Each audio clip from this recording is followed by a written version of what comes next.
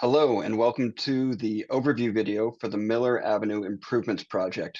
This is March 2024. I'm Trevor Braden with the City of Ann Arbor's Engineering Unit Transportation Team. The Miller Avenue Improvement Project includes three different projects that are kind of working together. The greatest extent of the project will take place from North Maple Road in the top left part of your screen and go 1.7 miles to North First Street on the bottom right part of your screen. Miller Avenue in this area is primarily residential. It has three different schools in its area, as well as a couple of parks and some services for the community. It's a major road, meaning that it has between 5 and 10,000 trips happening per day. It is a transit route and a truck route, so many things going on in this corridor. The project scope, there are, like I said, three different projects that are orbiting this project. One is an all ages and abilities bike facility. This is happening across the extent of the project area from North Maple to North First Street. It is a proposed two-way bi-directional cycle track along the south side of Miller. It will connect with the downtown bikeway, and there will also be some speed management interventions that will happen in the corridor to help facilitate all of this. Coinciding with this is an underground utility project that will happen from Newport Road to Chapin Street. And there will be water main replacement, stormwater detention improvements, and new pavement will be laid on top. Finally, there is a companion safety project that will be installed between North Maple and Newport. These will have all of the existing uncontrolled walking pedestrian crossings will have RRFBs installed at the crossings for additional protection and safety. Our project timeline has already started with some public engagement on the utility project happening in fall 2023. We're in the process of completing designs for the utility and the cyclotrack project, and we'll be soliciting bids from contractors in 2024. In spring to fall 2024, there will be utility construction activity taking place between Newport Road and North 7th. And then in the spring to fall of 2025, utility construction will continue from North 7th to Chapin Street, as well as new pavement from Newport to Chapin Street and cyclotrack construction. This is the entire length of the cyclotrack construction from North Maple to North First, as well as speed management along that corridor. I want to take a second to talk about Ann Arbor's plans. Recently, Ann Arbor has passed a moving together towards Vision Zero transportation plan, as well as an A20 carbon neutrality plan. These are the basis of our overall goals and program for the city. Vision Zero plan means that no one dies or is seriously injured in crashes on Ann Arbor's streets by 2025. We will be achieving this through changes in speed and separation through our roadways.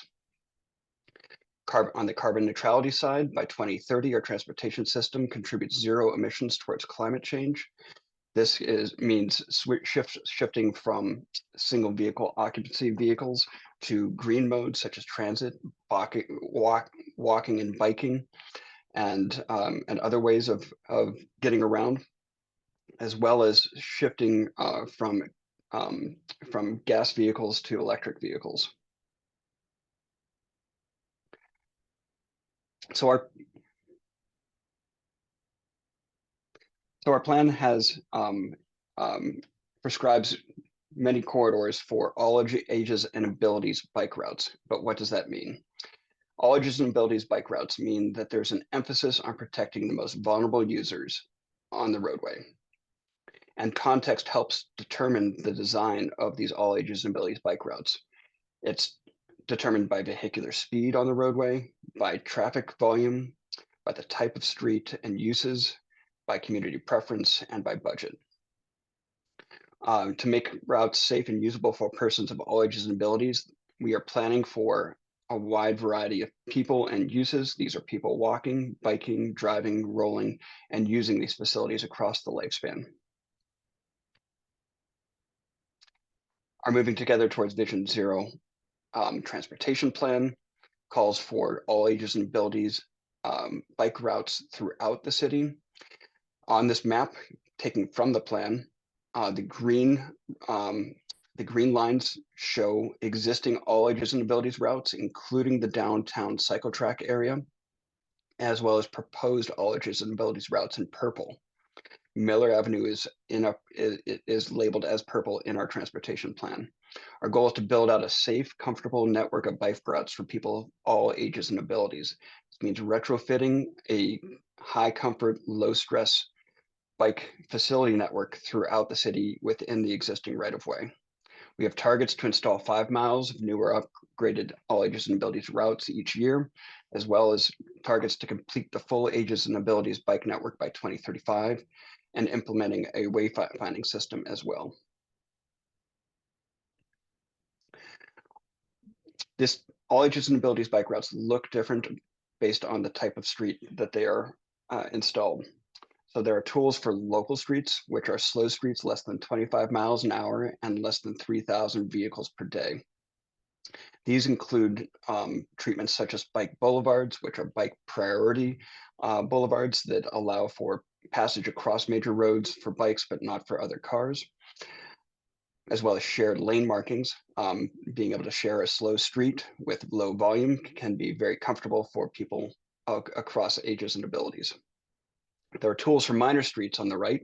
These are for slightly higher speed roads, 25 to 30 miles an hour, and less than 10,000 vehicles per day. These include striped and painted bike lanes, buffered bike lanes, which have paint with a greater width or space between the bike lane and the vehicular travel lane, and contraflow bike lanes that flow and are buffered against traffic on a one-way street. There are also tools for major streets.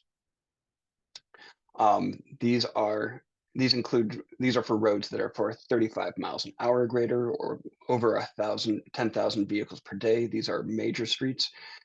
These include treatments such as protected bike lanes, as you can see for our 4th and William Street in Ann Arbor, raised bike lanes that have some that raise the cyclist up above the other parts of the roadway and provide some separation, as well as off-street shared use paths such as the border trail that are completely separated from the roadway. Why Miller Avenue for an all ages and abilities facility? There are several reasons we are pursuing this. One is for the comfort of people traveling along Miller Avenue. In order to achieve mode shift and participation goals for people traveling in the corridor, there needs to be a greater comfort facility provided for people to travel in the corridor. There's also safety. Our Miller Avenue is a Tier 1 focus corridor identified in our transportation plan. This means that it is the highest priority to make this corridor safer for people traveling in the corridor. As well as value, there is a utility project that is taking place on Miller Avenue that will disturb the road and provide an opportunity to combine various services in the construction that will allow us to be able to install the cycle track with greater value. There are constraints along Miller Avenue. Miller Avenue, especially on the eastern side, is a very narrow roadway. It is 30 feet across when it is opposite West Park, and it is 30 feet across for much of the space between Chapin Street and Ann Arbor Open, just west of North 7th. In order to look at the facility selection for our all ages and abilities bike facility, we looked at our project goals, which are to raise comfort, to lower speed, to gain separation, to expand the network of all ages and abilities bike facilities, to fit it within the curb, to accommodate existing users of large vehicles such as transit, trucks, and city services, as well as provide value. Along the list of all ages and abilities facility types, there are several only for slower, lower volume roads. Those are the ones that are above the first four there. There are also treatments that require greater space and cost in the roadway that would require moving curbs, taking out trees, and other disturbances that would disturb the corridor. This leads us to a fairly narrow selection of a two-way protected cycle track that provides us the max buffer within this narrow curb area. Within the narrow area, that 30-foot section, the existing roadway has 2 vehicular travel lanes as well as 2 side-running bike lanes that are striped. The concept for this narrow area would be to combine those bike lanes together on the south side of the street and double the buffer width in order to separate it from the motor vehicle traffic. In this narrow buffer, we are considering using a product called Quick Curb that provides both horizontal and vertical delineation of that buffer area. On the western portion of Miller, there's a wider area, sometimes with a parking lane that is on the south side of the street. This provides an opportunity for greater space and separation along this portion. You can see this existing roadway. This is a cross section near Fulmer Street. Has a parking lane, a striped bike lane, 2 vehicular travel lanes, and then a striped bike lane. The concept we're considering for this section would be to create greater separation for the two-way cycle track running along the south side of the street, losing some on-street parking, but gaining the space and separation in this area for all users.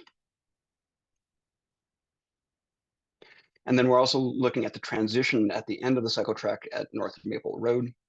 You can see the two-way cycle track ending on the bottom right part of the screen, and then having various opportunities to transition over to continue on Miller if you should continue on Miller, or being able to turn onto North Maple from bicyclist. There are additional accommodations for cycling using the right-hand turn lanes on both the southbound North Maple side as well as the eastbound Miller. There are additional considerations to be made along Miller Avenue, such as intersection approaches where bike signals will be installed at some locations. There may be dedicated turn lanes that drop at some locations to make use of that space, as well as green pavement markings. There will be additional speed management strategies that are deployed. For more information on those, you can find our speed management story map on the city website. The south side of the street, there will be some on-street parking removal, and we will be coupling this project with a safety project to add RRFBs. Those are the flashing pedestrian user initiated flashing signals that allow for greater visibility for people crossing the street. These will be installed at crosswalks west of Newport. Some of the pedestrian refuge islands along this area will be moved or shifted to be able to install these RRFBs. You can stay up to date with this project through our website. Thank you for joining us from the project team, and we look forward to your feedback.